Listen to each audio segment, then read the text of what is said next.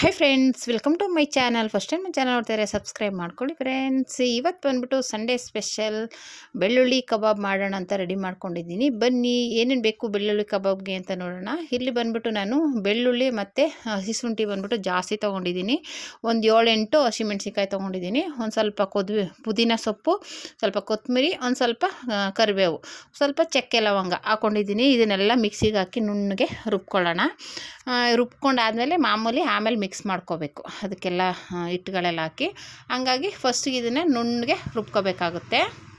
ನೋಡಿ ಫ್ರೆಂಡ್ಸ್, ಈ ಥರ ರುಬ್ಕೊಂಡಾದಮೇಲೆ ಇದಕ್ಕೆ ಬಂದುಬಿಟ್ಟು ಅಕ್ಕಿ ಹಿಟ್ಟು, ಕಡಲೆ ಹಿಟ್ಟು, ಮೈದಾ ಹಿಟ್ಟು, ಕಾರ್ನ್ಫ್ಲೋರ್, ಸ್ವಲ್ಪ ಗರಂ ಮಸಾಲ, ಒಂದು ಸ್ವಲ್ಪ ಇದು ಧನಿಯಾ ಪುಡಿ, ಇಷ್ಟನ್ನು ಹಾಕ್ಕೊಂಡು ಮಿಕ್ಸ್ ಮಾಡ್ಕೋಬೇಕಾಗುತ್ತೆ. ಇದನ್ನೆಲ್ಲ ಏನು ಜಾಸ್ತಿ ಬೇಕಲ್ಲ, ಒಂದು 2 ಸ್ಪೂನ್ ಹಾಕ್ಕೊಂಡ್ರೆ ಸಾಕು.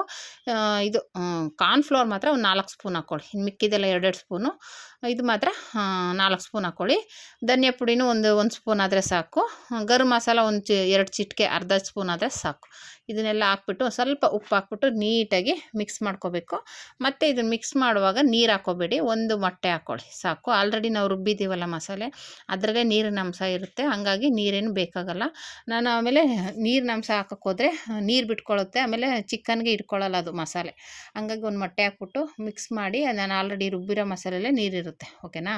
ಇವಾಗ ಹಿಟ್ಟೆಲ್ಲ ನಾನು ಹೇಳ್ದಂಗೆ ಅಕ್ಕಿ ಹಿಟ್ಟು, ಕಡಲೆ ಹಿಟ್ಟು, ಮೈದಾ ಹಿಟ್ಟು, ಕಾರ್ನ್ಫ್ಲೋರು, ಧನಿಯಾ ಪುಡಿ, ಗರಂ ಮಸಾಲ, ಒಂಚೂರು ಅರಿಶಿನ, ಇದೆಲ್ಲನೂ ಹಾಕಿ ಒಂಚೂರು ಉಪ್ಪು ಹಾಕಿ ನೀಟಾಗಿ ಮಿಕ್ಸ್ ಮಾಡ್ಕೊಳ್ಳಿ. ನೀಟಾಗಿ ಮಿಕ್ಸ್ ಆದಮೇಲೆ ಅದಕ್ಕೆ ನಾವು ಚಿಕನ್ನ ನಾನೇನು ಮಾಡಿದ್ದೀನಪ್ಪ ಅಂದರೆ, ಒಂದು 4 ಸಲ ಚಿಕನ್ ತೊಳೆದ್ಬಿಟ್ಟು ಒಂದು ತೂತ್ಪೋಸಿಲಿ ಹಾಕಿದ್ದೀನಿ. ಏನಕ್ಕಪ್ಪ ಅಂದರೆ ಮತ್ತೆ ಅದರಲ್ಲಿ ನೀರಿನ ಅಂಶ ಇದ್ದರೆ ಇದು ತೆಳ್ಳಗಾಗ್ಬಿಡುತ್ತೆ, ಚಿಕನ್ ಬೇರೆ ಮಸಾಲೆ ಬೇರೆ ಆಗಿಬಿಡುತ್ತೆ, ಅವಾಗ ಚಿಕನ್ಗೆ ಇಟ್ಕೊಳ್ಳಲ್ಲ ಮಸಾಲೆ. ಅದಕ್ಕೋಸ್ಕರ ಒಂದು ತೂತ್ಪೋಸಿಗೆ ಹಾಕಿದ್ದೀನಿ ಚಿಕನ್ ನೀಟಾಗಿ ತೊಳೆದು. ಅದನ್ನೇನಪ್ಪ ಮಾಡಬೇಕು ಅಂದರೆ ಇದಕ್ಕೆ ಹಾಕಿ ಮಿಕ್ಸ್ ಮಾಡ್ಕೋಬೇಕು. ಅವಾಗೇನಾಗುತ್ತೆ, ತೆಳ್ಳೆ ಆಗಲ್ಲ, ಗಟ್ಟಿ ಇರುತ್ತೆ. ನೀಟಾಗಿ ಮಿಕ್ಸ್ ಮಾಡಿ ನೀವು ಬೇಕು ಅಂದರೆ ಫ್ರಿಜ್ಜಲ್ಲಾದರೂ ಇಟ್ಕೋಬೋದು, ಇಲ್ಲ ಹಾಗೇನೂ ಇಡ್ಬೋದು, ತೊಂದರೆ ಏನಿಲ್ಲ. ಒಂದು 10 ನಿಮಿಷ ಹಾಗೆ ಇಟ್ಬಿಟ್ಟು ಆಮೇಲೆ ಕಬಾಬ್ನ ರೆಡಿ ಮಾಡ್ಕೋಬೇಕಾಗುತ್ತೆ. ಓಕೆನಾ. ನಾನು ಫ್ರಿಜ್ಜಲ್ಲಿ ಇಡೋದ್ರಿಂದ ಒಂದು 10 ನಿಮಿಷ ಇಡ್ತೀನಿ. ಯಾಕೆಂದರೆ ಮಾಮೂಲಿ ತಿರ್ಗಾ 1 kg ತರಿಸಿದ್ದೆ, ಅದರಲ್ಲಿ ಸ್ವಲ್ಪ ಕಬಾಬ್ ಮಾಡ್ತಾಯಿದ್ದೀನಿ, ಒಂದು ಅರ್ಧ ಬಿರಿಯಾನಿ ಮಾಡ್ತಾಯಿದ್ದೀನಿ. ಅದಕ್ಕೋಸ್ಕರ ಇದಕ್ಕೆಲ್ಲ ಮೆತ್ತಗಿರೋದು ಕಬಾಬಿಗೆ ತೊಗೊಂಡಿದ್ದೀನಿ. ಇನ್ನು ಉಳಿದಿರೋದನ್ನ ಮಾಮೂಲಿ ಬಿರಿಯಾನಿಗೆ ಹಾಕ್ಬಿಡೋಣ ಅಂತ. ಈ ಥರ ಫ್ರೈಗೆ ಏನು ಮಾಡ್ತಾಯಿಲ್ಲ ಇವತ್ತು. ಫ್ರೈ ಸರಿಯಾಗಿ ತಿನ್ನಲ್ಲ ಅಂದ್ಬಿಟ್ಟು ಅದಕ್ಕೆ ಬರೀ ಕಬಾಬು ಸ್ವಲ್ಪ ಬಿರಿಯಾನಿ ಮಾಡೋಣ ಅಂದ್ಬಿಟ್ಟು 1 kg ಅಷ್ಟೇ ತರಿಸಿದ್ದೆ. ಅಷ್ಟರಲ್ಲೇ ಸಾಕು, ತಿನ್ನಲ್ಲ ಮಾಡಲ್ಲ, ವೇಸ್ಟ್ ಮಾಡೋದು ಬೇಡ ಅಂದ್ಬಿಟ್ಟು. ನಮ್ಮ ಮನೇಲೇನು ವೇಸ್ಟ್ ಆಗಲ್ಲ, ಯಾಕೆಂದರೆ ನಮ್ಮ ಬ್ರೌನಿ ಇದೆ, ಚಿಂಟು ಇದೆ, ವೇಸ್ಟ್ ಅಂತೂ ಆಗಲ್ಲ. ಆದರೂ ಇರಲಿ ಅಂದ್ಬಿಟ್ಟು 1 kg ಅಷ್ಟೇ ತರಿಸ್ದೆ. ಇವಾಗ ಇದನ್ನು ನೀಟಾಗಿ ಮಿಕ್ಸ್ ಮಾಡಿಬಿಟ್ಟು ನಾನು ಹೇಳ್ದಂಗೆ ಸ್ವಲ್ಪ ಫ್ರಿಜ್ಜಲ್ಲಿ ಇಟ್ಬಿಡೋಣ ಒಂದು 10 ನಿಮಿಷ. ಅದು ನೀಟಾಗಿ ನೆನೆಯುತ್ತೆ. ಇಲ್ಲ ನೀವು ಈಚೆ ಇಡ್ತೀನಿ ಅಂದರೆ ಫ್ರಿಜ್ ಇಲ್ಲ ಅಂದರೆ ಈಚೆನೇ ಇಟ್ಬಿಟ್ಟು ನಿಮ್ಮ ಕೆಲಸ ಮಾಡಿ ಒಂದು ಸ್ವಲ್ಪ ಹೊತ್ತು ನೆನೆದ ಮೇಲೆ ಮಾಮೂಲಿ ಕಬಾಬ್ ಹಾಕ್ಕೋಬೋದು. ಓಕೆನಾ. ಕಬಾಬ್ ಕಲಸಿರೋದನ್ನ ಫ್ರಿಜ್ಜಲ್ಲಿ ಇಟ್ಬಿಟ್ಟು ಈಗ ಬಿರಿಯಾನಿಗೆ ರೆಡಿ ಮಾಡ್ಕೊತಾ ಇದ್ದೀನಿ. ಬಿರಿಯಾನಿಗೆ ಮಾಮೂಲಿ ಪಲಾವ್ ಸಾಮಾನೆಲ್ಲ ಬರುತ್ತಲ್ಲ, ಮರಾಠ ಮೊಗ್ಗು, ಚಕ್ಕೆ, ಲವಂಗ, ಏಲಕ್ಕಿಕಾಯಿ ಎಲ್ಲ ಇರುತ್ತೆ ಅದರಲ್ಲಿ. ನಾನು ಪಲಾವ್ ಎಲೆ ಎಲ್ಲ ಅದೊಂದು ಪ್ಯಾಕೆಟ್ ತೊಗೊಂಡಿದ್ದೀನಿ. ಅದಕ್ಕೆ ಧನಿಯಾ ಪುಡಿ, ಖಾರದ ಪುಡಿ, ಶುಂಠಿ, ಸ್ವಲ್ಪ ಇದು ಅರಿಶಿನ, ಗರಂ ಮಸಾಲ ಎಲ್ಲ ತೊಗೊಂಡಿದ್ದೀನಿ.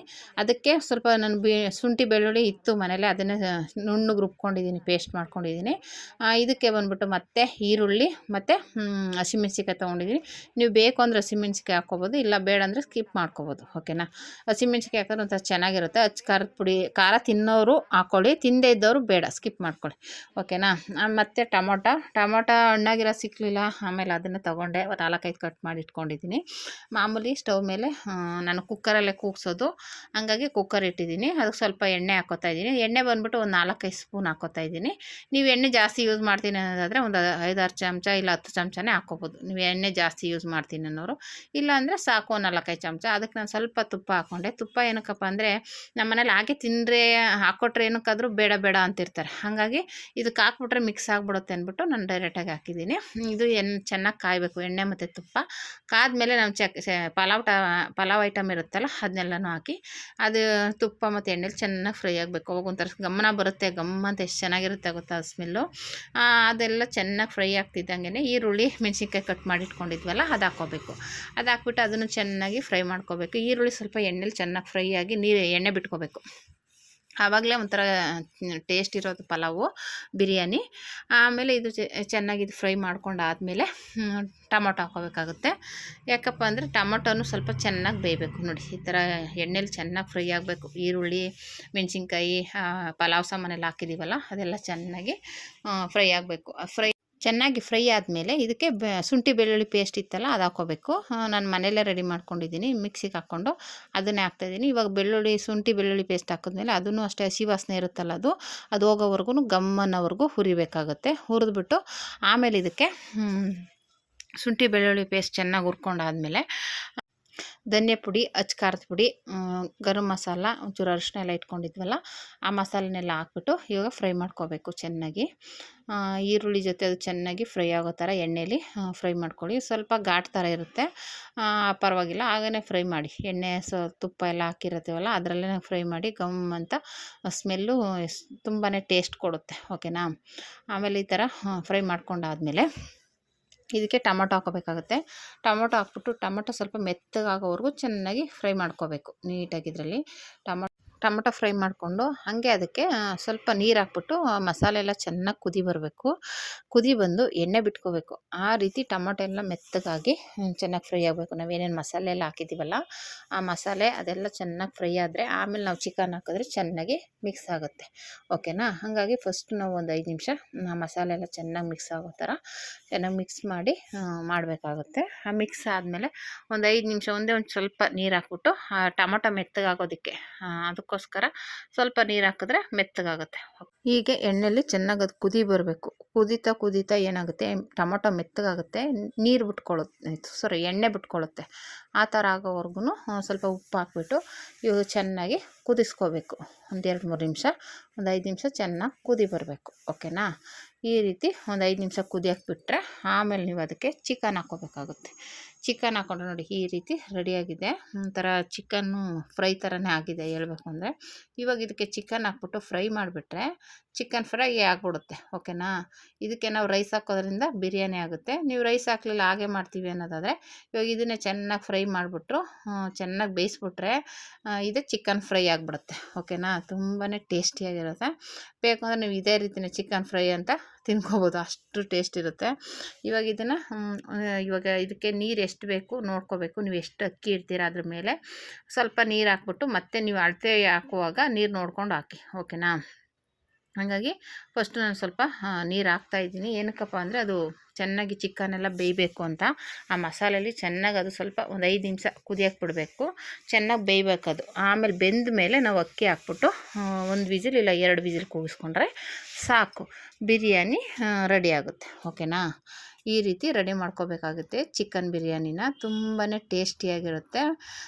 ಒಂದ್ಸಲ ಟ್ರೈ ಮಾಡಿ ಹೇಗೆ ಬಂತು ಅಂತ ಕಮೆಂಟ್ ಮಾಡಿ ಫ್ರೆಂಡ್ಸ್. ನೋಡಿ ಈಗ ಸ್ವಲ್ಪ ನೀರು ಹಾಕ್ಬಿಟ್ಟು ಅದಕ್ಕೆ ಕುದಿಯೋದಕ್ಕೆ ಬಿಟ್ಟಿದ್ದೀನಿ.